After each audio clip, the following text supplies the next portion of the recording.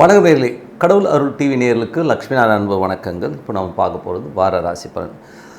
25ஆம் தேதியிலேருந்து 31ஆம் தேதி வரை எப்படி இருக்க போதான்னு பார்க்க போகிறோம். ஸோ எப்போதுமே சொல்கிறது தான் லக்னத்துக்கு பாருங்கள். ராசிக்கு பார்ப்பதை விட லக்னத்துக்கு பார்க்க ரொம்ப பர்ஃபெக்டாக இருக்கும். உதாரணமாக ஒரு மகர லக்னம் விருச்சிக ராசினா நீங்கள் விருச்சிக ராசிக்கான பலன்களை பார்க்கறத விட மகர ராசிக்கான பலன்களை பார்க்குறது ரொம்ப பர்ஃபெக்டாக இருக்கும். முதல்ல வர்றது பொது பலன்கள், அதுக்கப்புறம் தசாபுக்தி பலன்கள். உங்கள் ஜனனகால ஜாதகத்தில் என்ன தசாபுக்தி அந்தரங்கள் வருதோ அதை மிங்கிள் பண்ணி பாருங்கள், ரொம்ப பர்ஃபெக்டாக இருக்கும். வீடியோட எண்டில் டிப் ஆஃப் த வீக் இருக்குது, மறக்காமல் பாருங்கள். துலாம் ராசி. ஸோ துலாம் ராசிக்கு பார்த்தீங்கன்னா உங்களோட ராசி அது 9ல் இருக்கார். ஸோ 8ஆம் தேதி 9ல் இருக்கும்போது தந்தை சார்ந்த உறவுகளில் ரொம்ப கவனமாக இருக்கணும். அப்பாவுக்கும் உங்களுக்குமே நிறைய கான்ட்ரவர்சியஸ், டென்ஷன், ஸ்ட்ரெஸ்ஸஸ் வரதுக்கான வாய்ப்பு இருக்கணும். ரொம்ப கவனமாக இருக்கிற ஒரு காலகட்டங்கள். அதனால் கொஞ்சம் கவனமாக இருந்துங்க. வெளிநாட்டில் இருக்கும் தேவையில்லாத ஒரு மன உளைச்சலோ ஸ்ட்ரெஸ்ஸஸோ வரலாம். ஸோ அதனால் கொஞ்சம் கேர்ஃபுல்லாக இருந்துக்கிறது ரொம்ப நல்லது. மற்றபடி பார்த்திங்கன்னா உங்களுக்கு 2 மற்றும் 7ஆம் அதிபதி செவ்வாய் ஆட்சி பலத்தோடவும் சுப நிகழ்ச்சிகள் நடத்துறதுக்கான வாய்ப்பு எல்லாமே ரொம்ப நல்லாயிருக்கு. சுப நிகழ்ச்சிகள் கைகூடி வர்றதுக்கான வாய்ப்பும் ரொம்ப நல்லா இருக்குங்க. 3 6ஆம் அதிபதியான குரு. ஸோ 3 6ஆம் அதிபதியான குரு பார்த்திங்கன்னா உங்களுக்கு இப்போது 9ல் இருக்கிறது பார்த்திங்கன்னா நல்ல வேலையில் நிறைய மாற்றங்கள், அதனால் நல்ல லாபங்கள் வர்றதுக்கான வாய்ப்பு எல்லாமே ரொம்ப நல்லா இருக்குது. உங்களுக்கு 4 5ஆம் அதிபதியான சனி உங்களுக்கு 6ல் இருக்கும்போது ரியல் எஸ்டேட் துறையில் இருக்கவங்க நல்ல லாபங்கள். தாயாரோட உடல்நலம் சம்மந்தமான விஷயங்கள் கொஞ்சம் கேர்ஃபுல்லாக இருந்துக்கணும்.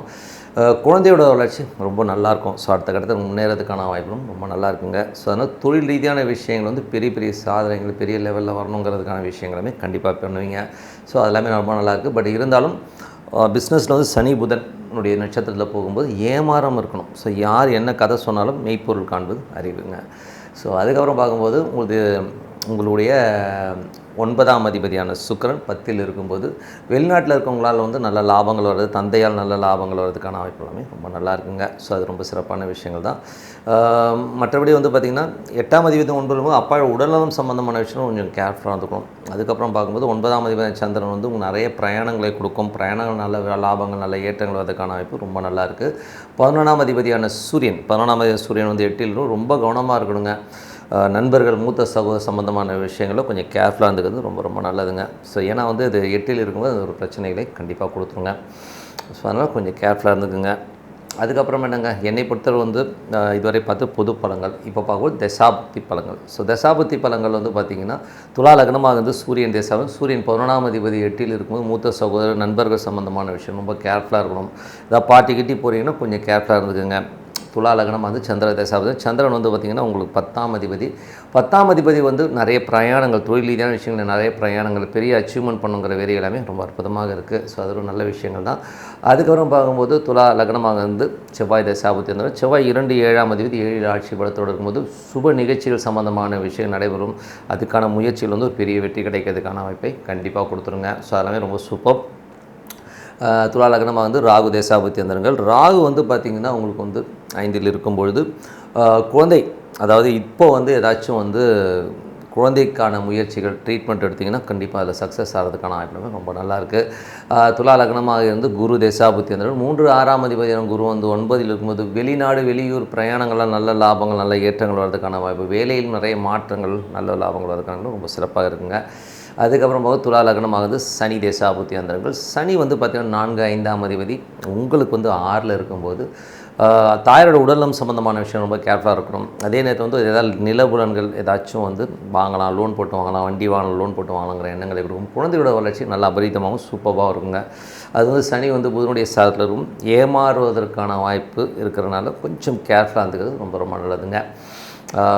துலா லக்னமாக இருந்து புதன் தேசாபுத்தி இருந்தாலும் புதன் பார்த்திங்கன்னா உங்களுக்கு பரிவர்த்தனையில் இருக்குங்க. ஸோ பரிவர்த்தனையில் பார்த்திங்கன்னா நல்ல லாபங்களையும் நல்ல ஏற்றங்களையும் கொடுக்கறதுக்கான வாய்ப்புகளை கண்டிப்பாக கொடுக்கும். பட் 8 9 பரிவர்த்தனையும் போது கொஞ்சம் கேர்ஃபுல்லாக இருக்கணும். தந்தையோட விஷயங்கள் கொஞ்சம் கேர்ஃபுல்லாக இருந்தாங்க. வெளிநாட்டில் சின்ன மன உளைச்சல் வர்றதுக்கான வாய்ப்பு கண்டிப்பாக இருக்குங்க. அதுக்கப்புறம் பார்க்கும்போது துலா லக்னமாக கேது தேசாபதி. கேது 11ல் பெரிய லாபங்களையும் பெரிய வெற்றிகளையும் வழக்குகளில் பெரிய வெற்றி வர்றதுக்கான வாய்ப்புமே ரொம்ப சூப்பராக இருங்க.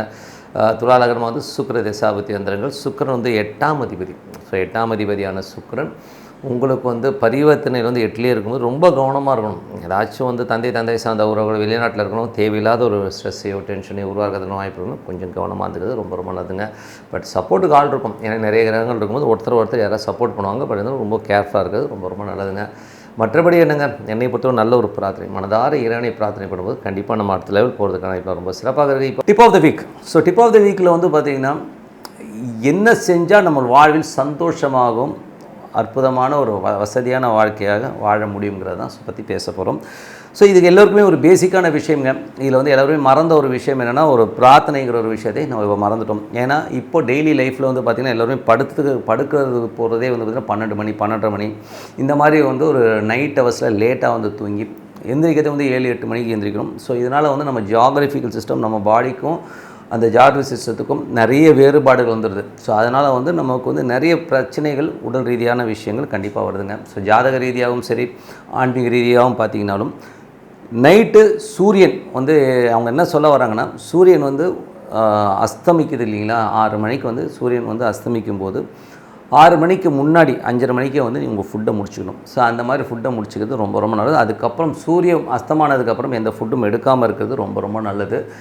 அதே மாதிரி வந்து பார்த்திங்கன்னா, காலையில் வந்து பார்த்திங்கன்னா ஒரு விடியகாலில் அட்லீஸ்ட் கொஞ்சம் குறைஞ்சபட்சம் ஒரு 5 மணிக்காச்சும் எழுந்து, நீங்கள் குளிக்கலைன்னா கூட பரவாயில்ல சாமி, வாய் கொப்பளிச்சுட்டு மூஞ்சை கழுவிட்டு இறைவனை மனதார துதிங்க. ஒரு விளக்கோ இல்லை ஒரு ஊதுபத்தியை ஏற்றிட்டு உங்களுக்கு பிடிச்ச சாமி எதுவோ அதை மனதார வந்து நீங்கள் வந்து பிரார்த்தனை பண்ணுங்கள். கண்டிப்பாக நம்ம வந்து அடுத்த லெவல் போகிறதுக்கு கண்டிப்பாக அது ஒரு பெரிய ஒரு வெற்றியை கொடுக்கும். இது எப்படிங்க நீங்கள் சொல்கிறீங்க, அவன் நல்லா இல்லையா, இவன் நல்லா, நிறைய எடுத்துக்காட்டுகள் நீங்கள் சொன்னாலும், என்னை பொறுத்தவரை நான் ஒரு சிறந்த உதாரணம் சொல்லுவேன். நம்ம பிராமண சமுதாயத்தில் எடுத்துக்கோங்க. அவங்க வந்து ஒரு ட்ரெடிஷனாக வந்து ஒரு வழக்கத்தை வச்சுருக்காங்க. இப்போ வந்து பார்த்திங்கன்னா காலையில் எழுந்த உடனே பார்த்திங்கன்னா காயத்ரின்னு ஒன்று பண்ணுவாங்க. ஸோ அவங்க வந்து காலையில் எழுந்தோன்னே அது கம்பல்சரி பண்ணி ஆகணும். அது சூரிய உதயத்துக்கு முன்னாடியே வந்து அவங்க பண்ண ஆரம்பிச்சிருவாங்க. ஸோ காயத்ரி வந்து கம்பல்சரி அவங்க வந்து அந்த காயத்ரி தேவி மந்திரத்தை அவங்க கண்டிப்பாக பண்ணி ஆகணும். பூணூல் போட்டவங்க கண்டிப்பாக பண்ணி தான் ஆகணும்.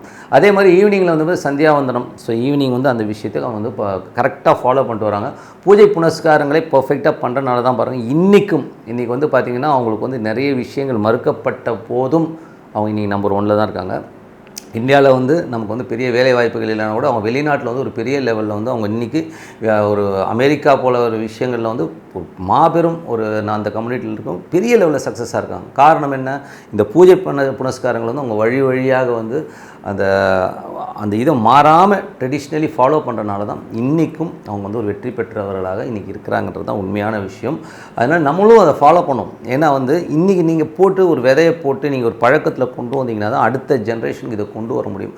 இல்லைன்னு வைங்களேன், இவன் வந்து நைட்டு 1 மணிக்கு பிரியாணி சாப்பிட போயிடுவான். ஸோ நைட்டு 1 மணிக்கு பிரியாணி சாப்பிட்லாம், 10 மணிக்கு தண்ணி அடிக்கலான்னு போனாலும் கண்டிப்பாக உடல் ரீதியாகவும் மன ரீதியாகவும் நிறைய பிரச்சனைகள் காணாமல் நம்ம அடுத்த நாள் வேலையை ஒழுங்காக பண்ணாமல் ஏகப்பட்ட பிரச்சனைகள் நம்ம லாக் ஆகிடுவோன்றது தான் உண்மையான விஷயம். அதனால் நம்ம வாழ்க்கை நம்மக்கிட்ட தான் இருக்குது. இது வந்து எங்கள் குருநாதர் மகாதேவர் ஐயர்னு ஒருத்தருக்கார். ஸோ அவர்லாம் வந்து இப்போ தான் இறந்தார், ஒரு 85 வயசு இருக்கும்னு நினைக்கிறேன். ஸோ அவர் இறந்தார். அவர் சொன்ன விஷயம் என்னென்னா, எனக்கு வாழ்க்கையில் எத்தனையோ 7.5 சனி வந்துச்சு, அஷ்டம சனி என்னென்னோ வந்துட்டு போச்சுப்பா, எனக்கு எதை பற்றியும் கவலை கிடையாது. காரணம் என்னென்னா, நான் வந்து அந்த பூஜை புனஸ்காரங்களை நான் பர்ஃபெக்டாக பண்ணிடுவேன். காலையில் எழுந்து என்னோடய இஷ்ட தெய்வம் குலதெய்வத்தை வந்து கும்பிட்டுட்டு வந்தேன். என்னை வந்து எந்த சாமி, நான் 42 வருஷம் ஆச்சு ஜாதக நோட்டை பார்த்து தொட்டு எல்லாமே வந்து இறைவன் வந்து என்னை பார்த்து அவ்வளோ அருமையாக வாழ்ந்துட்டேன் மாட்டேன். அவர்லாம் வந்து பார்த்திங்கன்னா ஒரு ஹைலி ஒரு பெரிய லெவலில் இருந்த ஒரு மனுஷன். அவர் என்ன சொல்ல, இதை பண்ணுங்க அப்படின்னு சொல்கிறார். நம்ம பண்ணுவோமே. ஸோ பண்ணும்போது கண்டிப்பாக நமக்கும் ஒரு வளமான வாழ்க்கை, சந்தோஷமான வாழ்க்கை கண்டிப்பாக அமைகின்றதில் எந்தவித மாற்றம் இல்லை. கண்டிப்பாக வந்து ஃபாலோ பண்ண சொல்லிட்டு உங்களோட விடைபெறுவது உங்கள் லக்ஷ்மி நாராயணன். நன்றி, வணக்கம். கடவுள் அருள் டிவியை பார்த்தமைக்க நன்றிகள். மேலும் இது போன்ற தகவல்களை தெரிந்து கொள்ள கடவுள் அருள் டிவியை சப்ஸ்கிரைப் செய்யுங்கள். மறக்காமல் பெல் ஐக்கானை கிளிக் செய்யுங்கள்.